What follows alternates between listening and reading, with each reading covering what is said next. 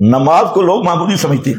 سب سے ایل عمل احبو، صحابی پوچھ رہا ہے سب سے اللہ کو محبوب عمل کیا ہے؟ فرمایا الصلاۃ لوقتہا، وقت پہ نماز پڑھنا. لیکن یاد رکھو کسی بدعتی کے پیچھے نماز نہیں، کسی مشرک کے پیچھے نماز نہیں. بدعتی اور مشرک خود خنزیر ہے، اور خنزیر کو امام بناؤ گے تو کوئی نماز شماز نہیں ہے. کئی لوگ کہتے ہیں جی 27 کا ثواب ملے گا، 27 کا عذاب ملے گا بدعتی کے پیچھے، 27 کے ڈنڈے پڑیں گے مشرک کے پیچھے. بدعتی اور جو ملا اپنے آپ کو مباحد کہلوا کے مسئلے پہ پردہ ڈالتا ہے وہ بھی اللہ کے ہاں لعنتی ہے، اس کے پیچھے بھی کوئی نماز نہیں. مسئلہ بڑا مشکل ہے.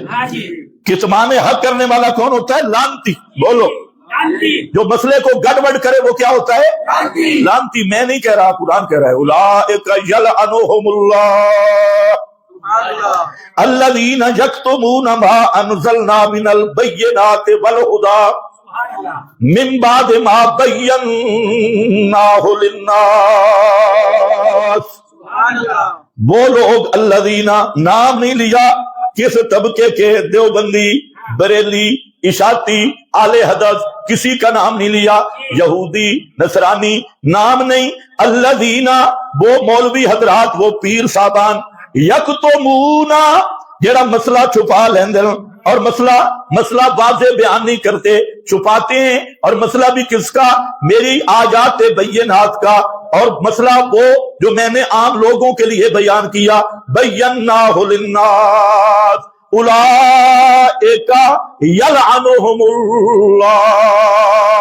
یہ کعبہ میں کھڑا ہو تب بھی اس پر خدا کی لعنت ہے، مسجد میں ہو تب بھی خدا کی لعنت، مصلی پہ ہو تب بھی خدا کی لعنت. مسئلے کا چور ملا، مسئلے میں تلبیس کرنے والا پیر اور ملا اللہ کے دربار میں سب سے بڑے لعنتی ہیں، اور ان کو لعنتی قرآن کہہ رہا ہے اور اس پہ لعنت برس رہی ہے. تو پیچھے کہتا ہے پیچھے اس شیطان دے، اللہ اکبر، پیچھے اس ملعون دے، اللہ اکبر، پیچھے اس لعنتی دے، اللہ اکبر. مانا تو نہیں بنتا ہے پیچھے اس امام کا مانا کیا بنے گا؟ پیچھے اس خنزیر دے، اللہ اکبر. خنزیر کو امام بنانا. تو آپ خود فیصلہ کر لیں. آپ تو کہتے ہیں خیر ہے، ادھر بھی ہو جاتی ہے ادھر بھی ہو جاتی ہے. کہتے ہیں ہم نے تو اپنی نماز پڑھنی ہے. جی ہاں بھائی، اپنی نماز پڑھنی ہے، تیرا ڈرائیور ہی غلط ہے، تیرا امام ہی لعنتی ہے تو بھی لعنتی ہے. 1000 دفعہ توحید کا نعرہ لگا. یہ تلبیس نہ کر، کتمان نہ کر. سب سے زیادہ ضروری ہے اپنے ایمان کی حفاظت کر. ہاں، تماشا نہ بنا دین کے ساتھ. یہ مذاق ہے اور نفاق ہے کہ ہر طرف منہ مارنا.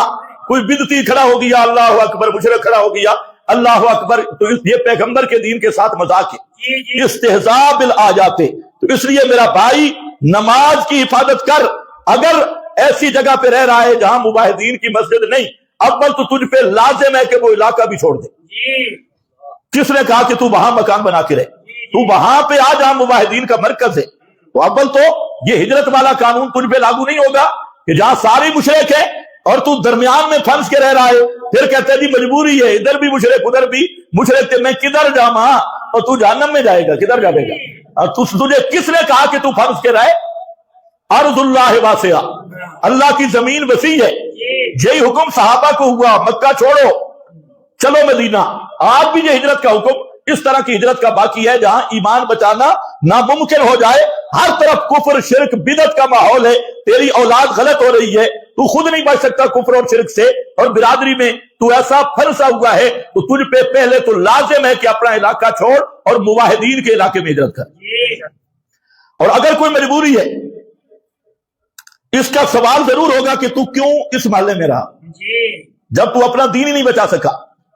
اور اگر مجبوری ہے تو اکیلا گھر میں کھڑے ہو کے اذان بھی دے، اقامت بھی کہے، کلا نماز پڑھ، اکیلا نماز پڑھ. انشاءاللہ اگر اخلاص ہوا تو پورا 27 کا ثواب ملے گا. اور مشرک اور بدعت کے پیچھے پڑا تو 27 کا عذاب ملے گا، ثواب نہیں.